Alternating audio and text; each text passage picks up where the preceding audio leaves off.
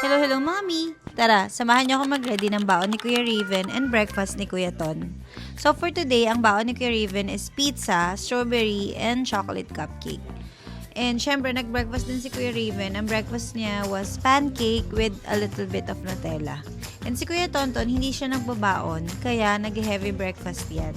So, ang breakfast niya is itong toast with ham, mayo, and lalagyan ko rin niya ng pepper jack cheese. Gusto niya yung mga ganyang breakfast kasi, diet na nga siya.